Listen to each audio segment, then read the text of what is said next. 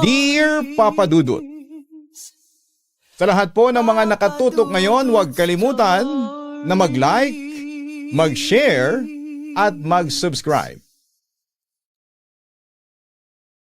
Ang sakit ay kalakas ng loob. Huwag nating kalimutan, ang sakit ay palaging parte ng paglago sa ating buhay. Dear Papa Dudut, ako nga pala si Archie, 39 years old mula sa Tarlac. Unang anak ako ni na mama at papa. At nung bata pa lamang ako, ay ako lang ang paborito nila. Sabi nga nila noon, lahat daw ng gusto ko ay ibinibigay nila.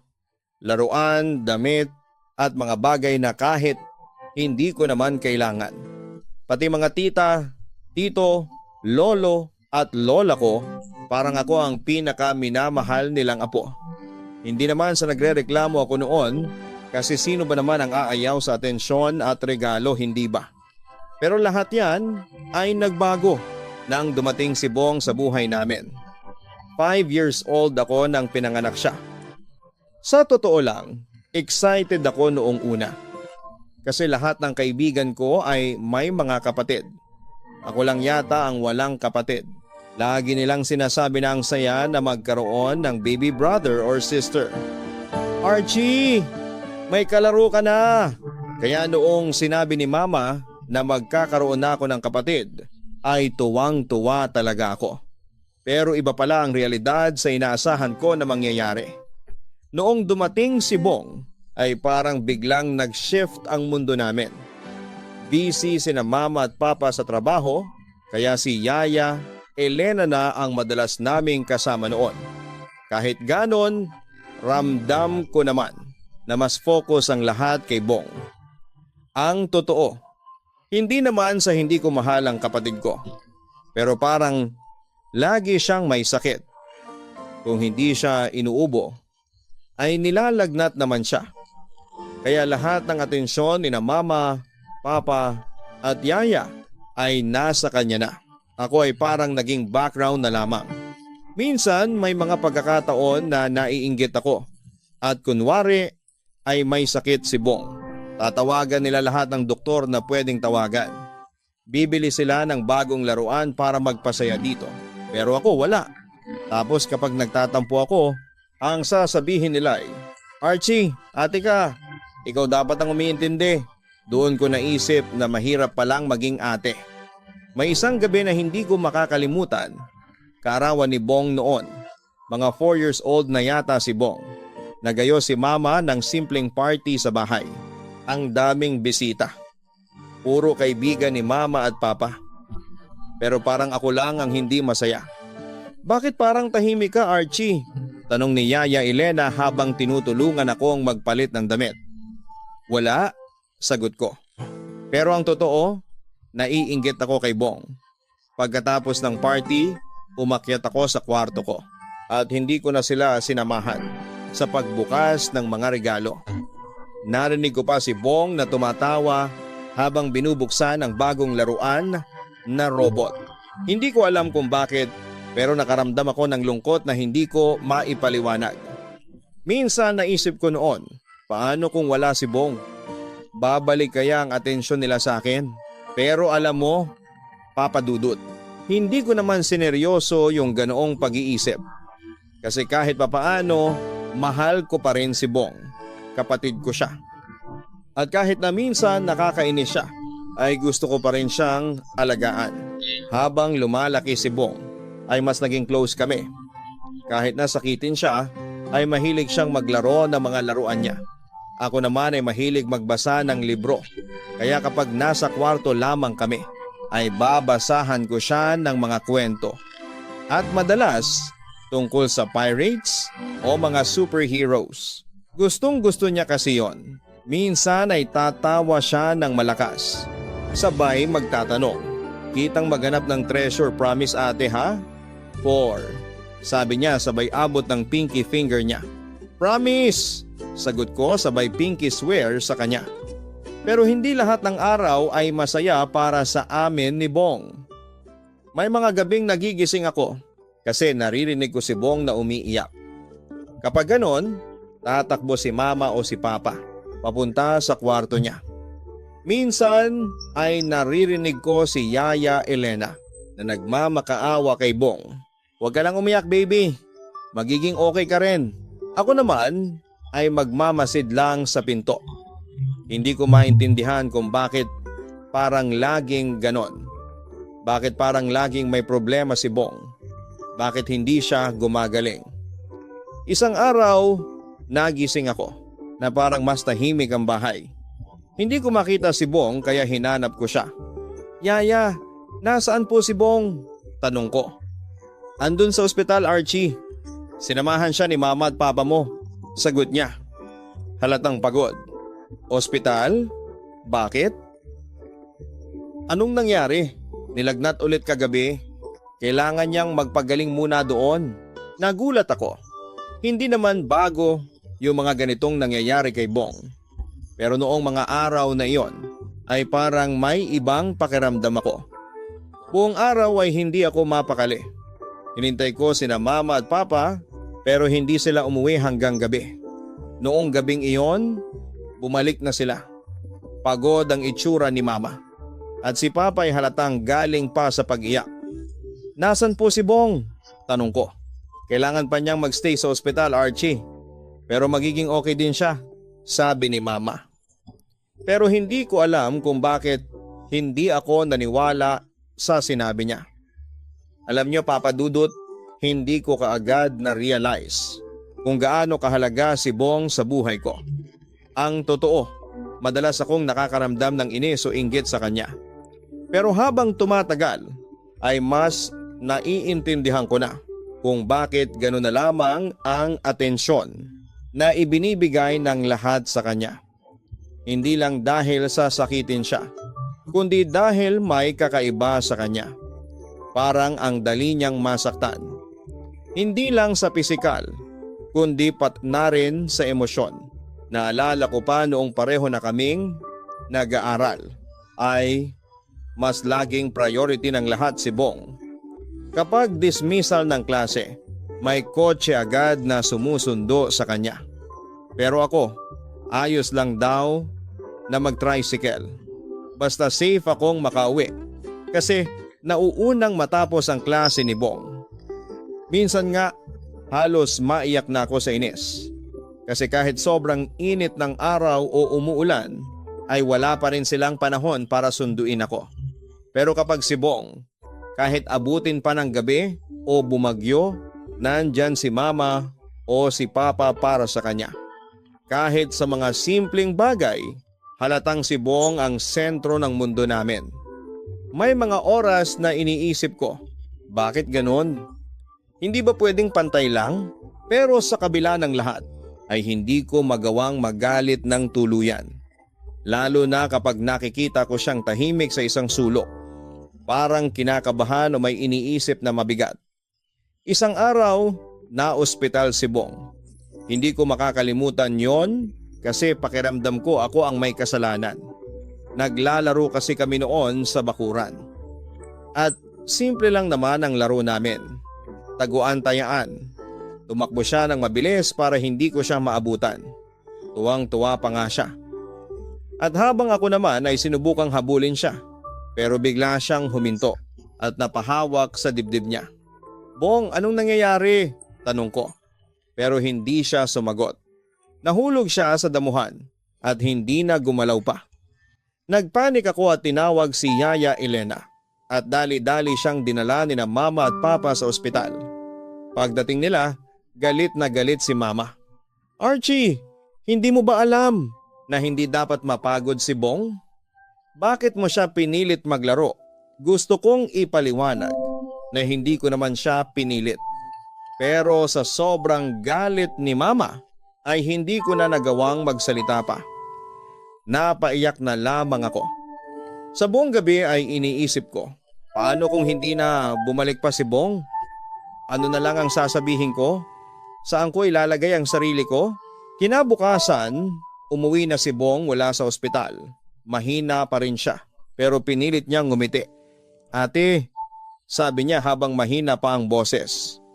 Pasensya na ha, hindi ko sinasadya. Mahal kita ate.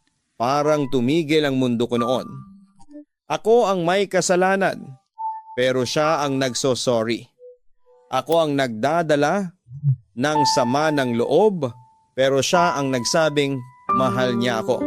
Simula noon, nag-iba na ang pakikitungo ko kay Bong. Wala nang inis. Lahat ng galit ay pinalitan ko ng pagmamahal para sa kanya. Kung dati-rati, may bahagi ng puso ko na nagtatampo dahil mas favorite siya. Ngayon, ay mas pinili kong unawain na kailangan niya yon. Ginawa kong misyon sa buhay ko na protektahan siya. Kahit sa school, hindi ko siya pinababayaan. Tahimik lamang kasi siya sa eskwelahan at hindi siya palalapit sa ibang bata. Madalas ay nasa tabi lamang siya ng classroom, nagdo-drawing o nagbabasa. Pero dahil gano nga siya, ay madalas din siyang binubuli ng ibang estudyante. May isang insidente na talagang hindi ko makakalimutan. Isang araw, habang naglalakad pa uwi, ay nakita ko si Bong na umiiyak sa isang sulok. Napalibutan siya ng ilang mas matatangkad na lalaki at pinagtatawanan siya. "Uy, sakitin! Anong ginagawa mo dito? Duwag ka naman eh," sabi ng isa. Hindi na ako nakapagpigil. Tumakbo ako papunta sa kanila at sumigaw. "Tigilan nyo nga yan?" Nagulat ang mga bata at mabilis na nagsialisan. Lumapit ako kay Bong at nakita kong nanginginig pa siya. "Bakit ka hindi lumaban?" tanong ko. "Ikaw lang naman ang lalaban para sa akin, ate," sagot niya sabay ngiti. Ang sakit nung marinig yon kasi pakiramdam ko sobrang dependent niya sa akin. Pero sa kabilang banda natutuwa rin ako na ako ang tinitingala niya. Papa Dudut, simula noon ay mas naging masigasig ako sa pagiging ate. Kahit na anong mangyari, nandyan ako para sa kanya. Kung may mambubuli man sa kanya ulit, ay hindi ko sila palalampasin. At habang tumatagal, ay mas lalo akong nahulog sa responsibilidad ng pagiging tagapagtanggol ni Bong. Natutunan kong mahalin siya ng buo, hindi dahil sa obligasyon, kundi dahil siya ang kapatid ko. Siya ang dahilan kung bakit mas naging matatag ako. Pero naisip ko noon na may mga bagay din akong hindi magagawa. Kahit na anong proteksyon ang ibigay ko sa kanya, hindi ko mababago ang katotohanan. May hangganan ang lahat. Minsan, habang maulan, ay bigla akong nakaisip ng idea na parang ang saya kong gawin. "Bong, halika, maligo tayo sa ulan," sabi ko sa kanya. Nasa bakuran lang kami noon at ramdam ko ang malamig na hangin na sumasabay sa bawat pagpatak ng ulan. Sa una ay ayaw niya. Takot daw siyang magkasakit. Pero dahil makulit ako, napapayag ko rin siya. Tumawa kami habang tumatakbo sa damuhan. Para kaming nasa pelikula. Pinipilit kong gawing espesyal ang araw na iyon. Kasi ilang linggo na rin siyang mukhang stress at mukhang laging malungkot. "Ang saya, ate!" sigaw ni Bong habang umiikot sa ulan. Napansin ko na sa kabila ng panghihina niya ay parang bumabalik yung sigla niya. Hindi ko na naisip na maaring may mangyari. Gusto ko lang siyang makita na masaya. Pero ilang araw matapos ang araw na yon ay biglang nilagnat si Bong. Akala ko'y simpleng sipon lang. Wala namang kakaiba noong una. Pero nang magtagal ay nagkaroon siya ng matinding ubo at halos ayaw nang kumain. Pagkatapos ng ilang check-up at gamutan, ay napansin ko na naging madalas ang pagpunta ni Bong sa ospital. Minsan ay kailangan niya pang ma-confine para i-monitor ang kalagayan niya.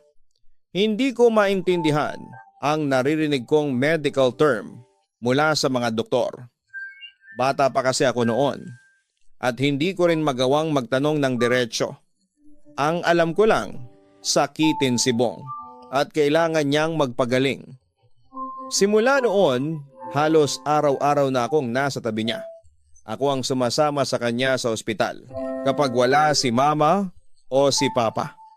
Nakikita ko kung paano siya tinutusok ng karayom, kung paano siya kumukuha ng dugo para sa test, at kung paano niya tinitiis lahat ng kirot.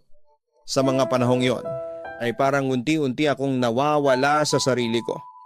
Pakiramdam ko ako ang dahilan kung bakit siya nagkakaganito. Kung hindi ko sana siya niyayang maligo sa ulan, baka mas naging okay pa siya. Isang gabi, habang natutulog si Bong sa kama ng ospital, ay nilapitan ko siya at hinawakan ang kamay niya. Mahina siyang tumingin sa akin at ngumiti. "Ate, huwag mong sisihin ang sarili mo," sabi niya ng mahina. Masaya ako noon. Isa yon sa mga paborito kong araw ng buhay ko, sabi pa niya. Parang piniga ang puso ko sa sinabi niya. Hindi ko napigilan ang mapaluha. Sa mga araw na nasa ospital si Bong ay mas lalo kaming naging malapit. Kung dati, inis at tampo ang nararamdaman ko sa kanya, ngayon ay parang hindi ko na kayang mawala pa siya. Bilang isang bata ay wala akong gaanong naiintindihan tungkol sa sakit niya. Hindi ko alam kung bakit gaano na lamang ang paghihirap niya. Pero isang bagay ang sigurado, gusto ko siyang alagaan at protektahan. Kahit pagod na ako mula sa eskwelahan, ay diretso pa rin ako sa ospital para bantayan siya. Binabasahan ko siya ng mga kwento at ginagawan ko siya ng drawing. O di kaya, kinukwento ko ang mga nangyayari sa eskwelahan.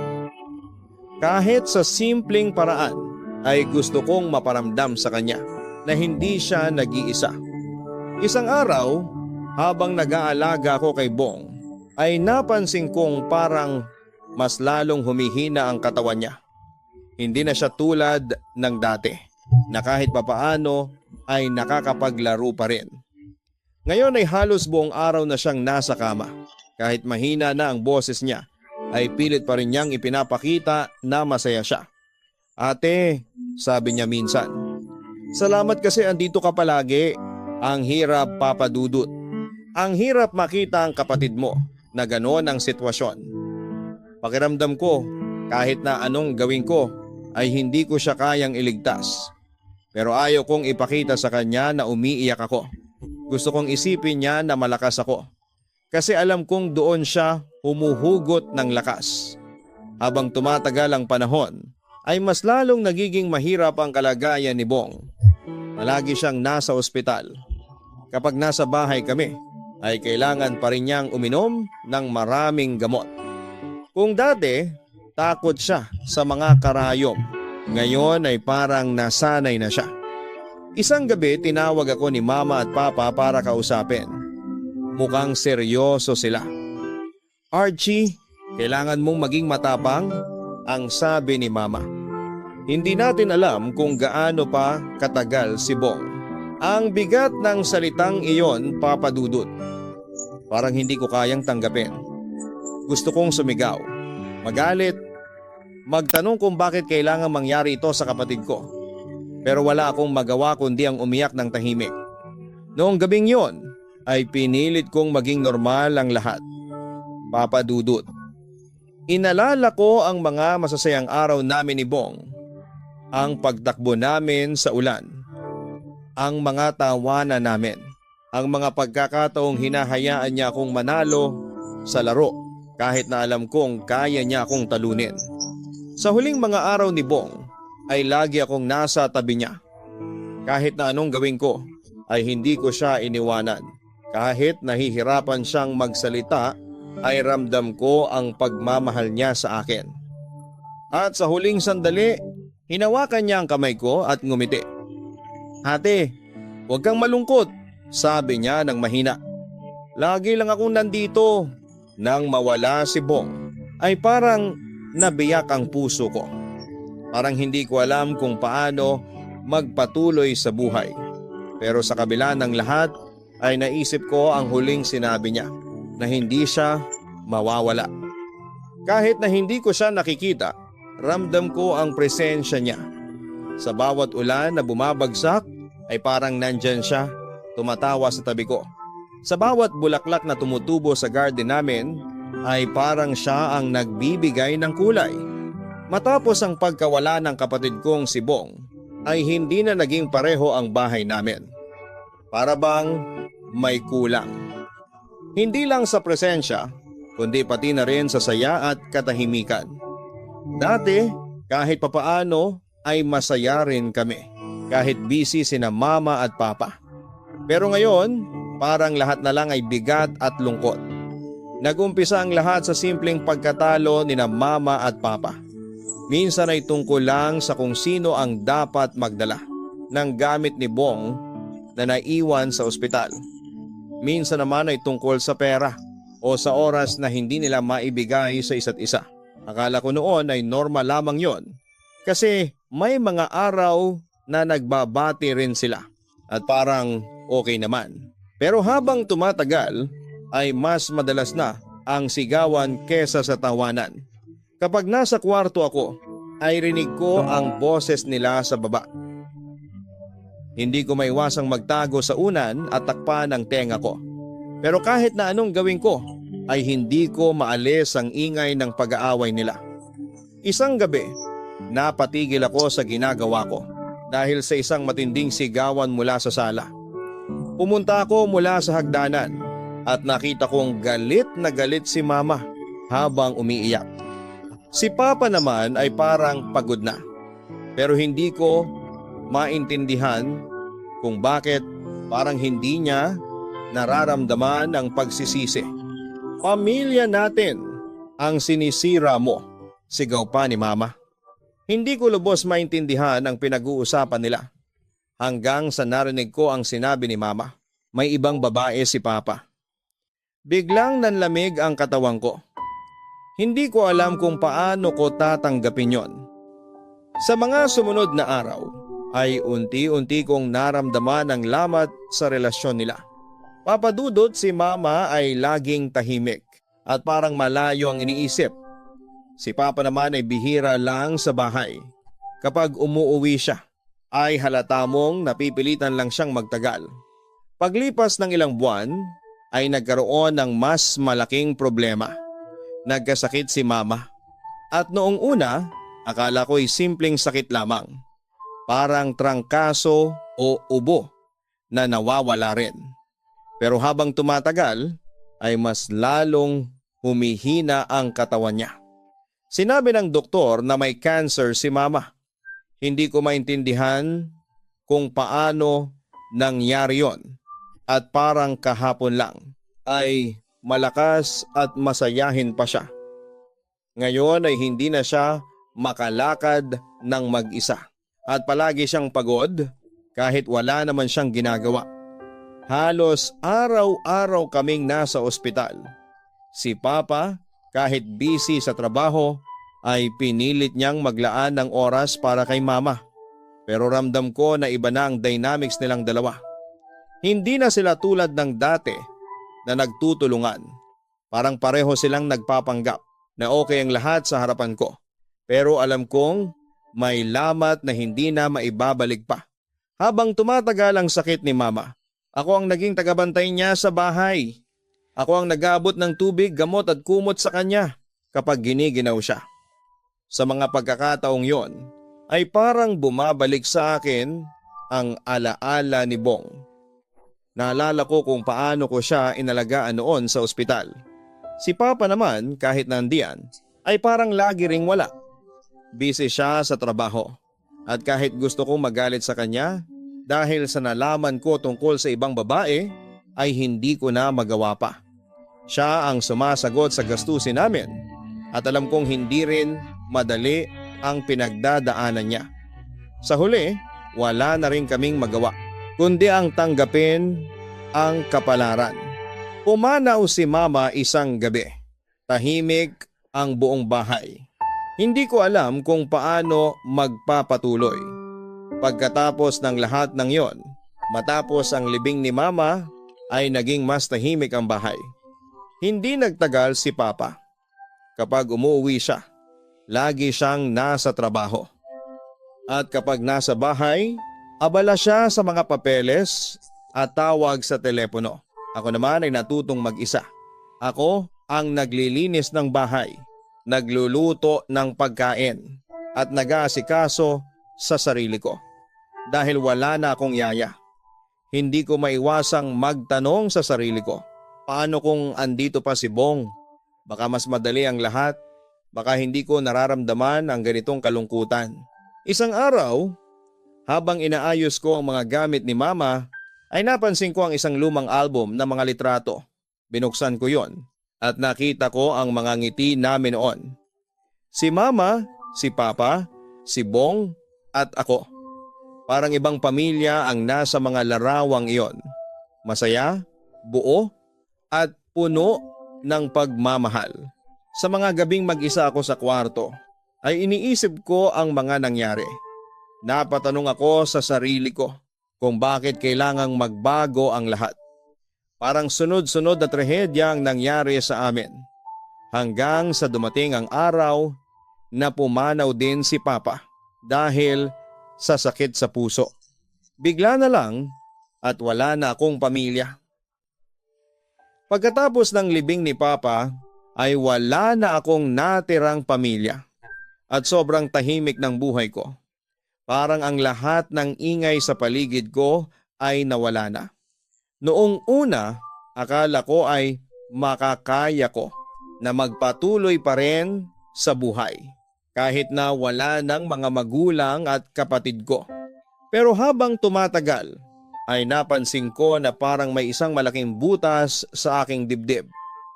At kahit na anong gawin ko, ay hindi ko ito mapupuno. Hindi ko alam kung paano magpatuloy sa buhay.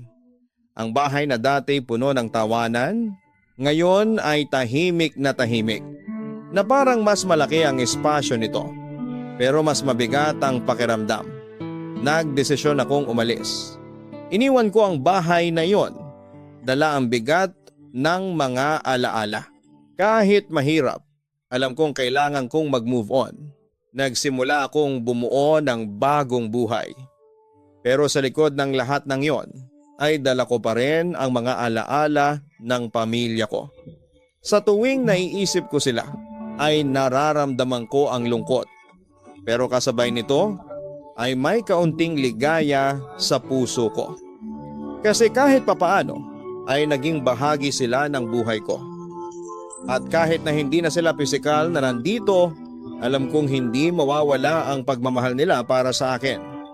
Nakita ko na lamang ang sarili ko na nagsisimulang pumunta sa ibang lugar. Naghanap ng trabaho at nakipagkaibigan sa mga tao. Ngunit hindi ko maiwasang makaramdam ng lungkot. Laging may kulang, laging may nagbabalik na alaala. Sana kasama ko pa si Bong.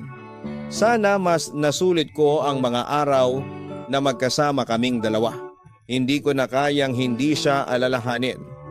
Lalo na noong mga huling araw niya sa ospital. Ang mga salitang iniwan niya sa akin, "Huwag mong sisihin ang sarili mo, ate," ay parang nagsisilbing gabay ko. Sa mga panahong pakiramdam ko ay ako na lang ang mag-isa sa lahat ng bagay. Hindi ko na siya mababalikan. Hindi ko na siya makakasama pa. Pero sa mga simpleng ala-ala na yon, ay parang nararamdaman ko pa rin ang presensya niya. Isang araw, habang pauwi ako galing sa trabaho, ay nakita ko ang isang maliit na bata na naglalakad mag-isa sa kalsada. Nasa tabi siya ng kalsada at kitang-kita ko ang kalungkutan sa mukha niya. Iniwasan niya ang mga mata ng mga tao sa paligid niya at hindi siya makatingin sa kahit na sino. Habang papalapit ako, ay napansin ko na may hawak siyang maliit na laruan. Naramdaman ko kaagad na parang may koneksyon kami ng batang ito, yung pakiramdam ng pagiging mag-isa at nawawala sa mundo. May koneksyon na hindi ko alam kung paano ipaliwanag, pero ramdam ko na pareho kami ng nararamdaman. Dahil doon tinulungan ko siyang makauwi. Hindi ko siya kilala at hindi ko siya tinanong kung ano ang pangalan niya, pero ramdam ko na parang may unti-unting pag-asa sa kanyang mga mata.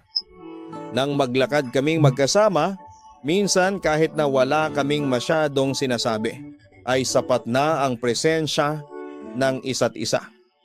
Hindi ko na rin pinilit magtanong kung ano ang nangyari sa kanya. Minsan, hindi natin kailangang malaman ang lahat ng detalye, basta ang mahalaga ay maiparamdam sa isa't isa na hindi tayo mag-isa. Nagpatuloy ako sa buhay at nahanap ko ang isang maliit na apartment na malayo sa aming lumang bahay. At doon ako nagsimulang muli. Minsan, naiisip ko kung anong magiging itsura ng buhay ko. Kung buhay pa si Mama, si Papa at si Bong. Siguro'y mas magaan. Siguro'y hindi ganito kabigat ang lahat. Pero hindi ko na kayang balikan ang mga nakaraan. Hindi ko na kayang baguhin ang nangyari. Hindi madali ang buhay. Kahit na anong mangyari, magkakaroon tayo ng mga pagsubok. Lahat tayo'y may hinaharap na laban na hindi natin inaasahan. Ngunit sa huli, wala tayong magagawa kundi ang tanggapin ang ating kalagayan. Ibinigay na sa atin ang pagkakataon na maging masaya. Kahit na minsan ay napakabigat. Hindi ko na kayang balikan ang nakaraan at baguhin ito. Pero natutunan kong magpatawad. Hindi lang sa ibang tao, kundi pati na rin sa sarili ko. Kasi minsan, ang pinaka mahalagang bagay ay tanggapin na hindi lahat ng bagay ay magiging ayon sa plano natin. Kailangan lang nating tanggapin at magsimulang muli. Ang sakit at lungkot ay hindi nawawala. Ngunit ang pagmamahal ay nananatili sa mga alaala, sa mga pagtawa, sa mga taong nawala at sa mga taong patuloy na umaasa. Dito na po magtatapos ang sulat ko. At sana'y nakapag-iwan ito ng aral at inspirasyon sa araw na ito. Lubos na gumagalang, Archie. Alam ko kung gaano kabigat ang nararamdaman mo ngayon at okay lang na magluksa. Ang pagkawala ng mga mahal sa buhay, lalo na ang pamilya, ay nag-iiwan ng isang puwang na mahirap punan. Pero tandaan mo na ang pag-usad ay nangangailangan ng oras. Huwag mong pilitin ang sarili mong mag-move on kaagad. Payagan mong maramdaman ang sakit, ngunit bigyan mo rin ng espasyo ang magagandang alaala at ang pagmamahal na naiwan nila. Huwag mong gawing mali ang sarili mo. Minsan, hindi natin makukuha ang mga sagot na hinahanap natin. Pero natututo tayo ng mga aral na magpapalakas sa atin. Isang hakbang lang bawat araw. At kapag naramdaman mong nag-iisa ka, tandaan mong hindi ka talaga nag-iisa. May lakas ka para magpatuloy. Kahit sa mga araw na mahirap, maging mabait ka sa sarili mo, Archie.